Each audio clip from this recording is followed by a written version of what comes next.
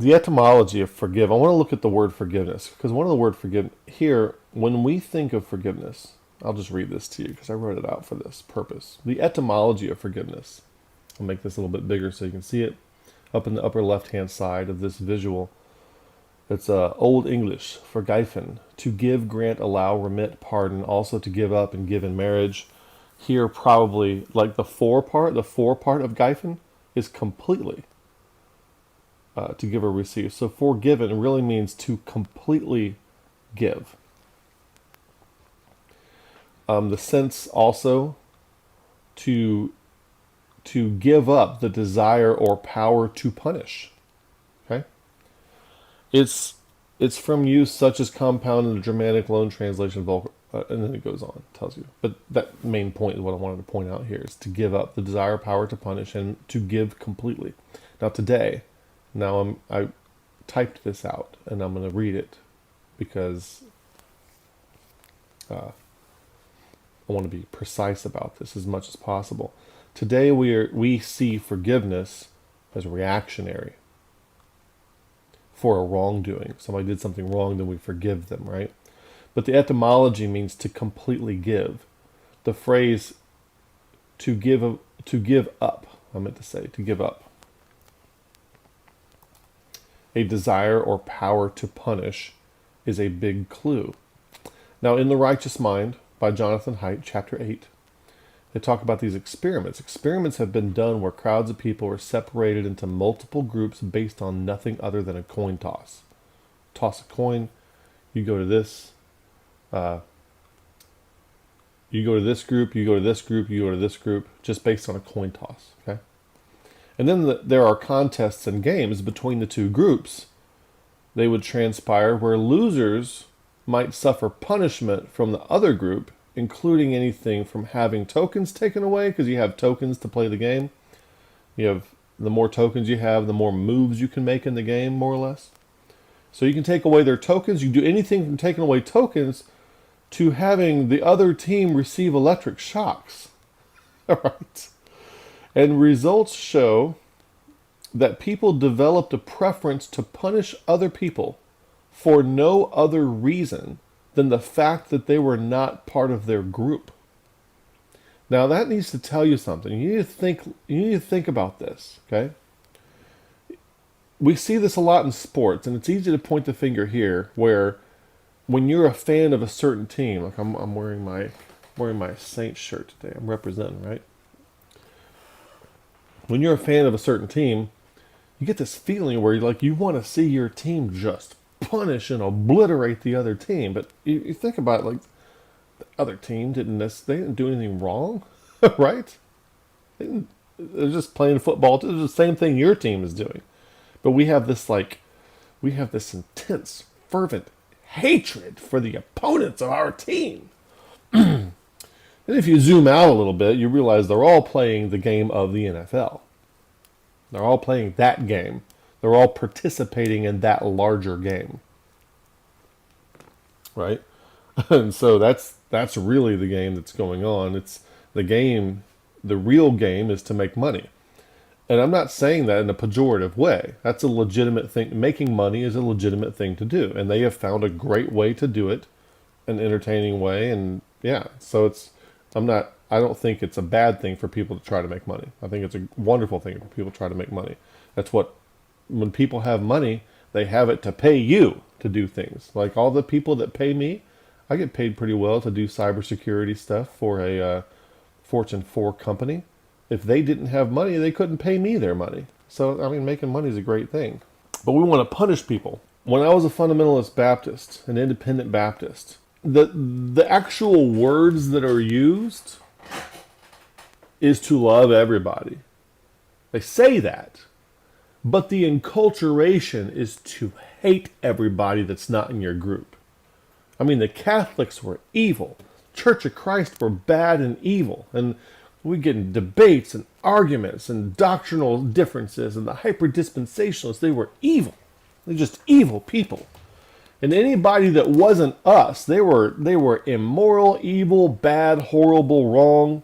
I mean, they were just bad. That's our perception of them. They just loved sin. They wanted to go to the beach, and that's why they were Methodists and not Baptists like us.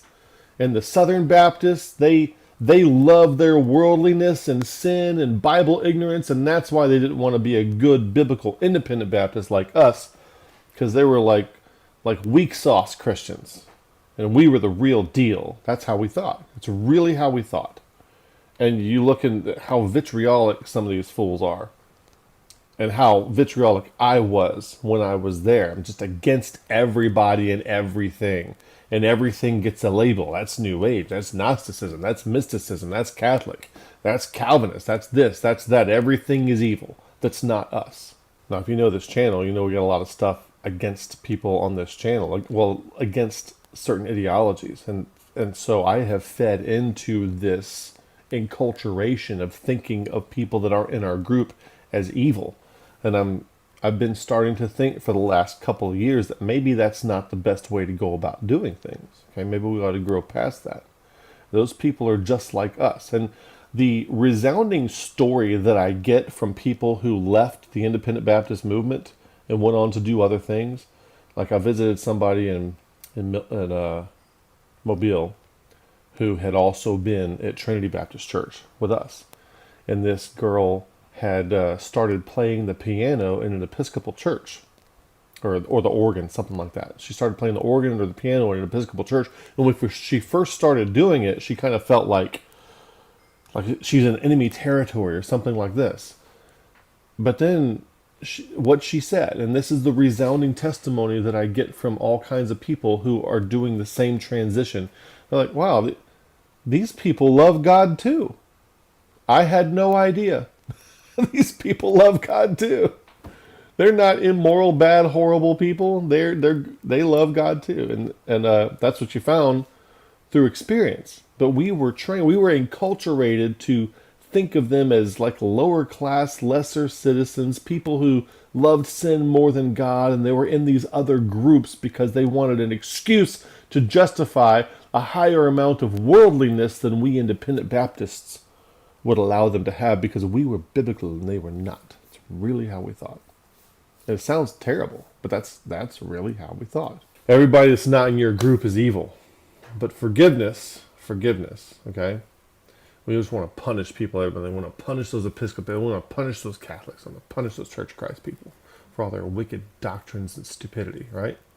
That's the way we thought. So forgiveness. I want to shift gears, and I have to thank Nick Kelly, who is associated with us on this channel. Has been on a lot of videos and in FSI, for giving me this insight that instead of forgiveness being reactionary to infractions, forgiveness should instead be seen as paving a way of mercy in front of someone, in front of them, with the intent of affording the achievement of their transformational potential, knowing in advance that they will not execute this path perfectly, knowing in advance that they will not execute this path perfectly.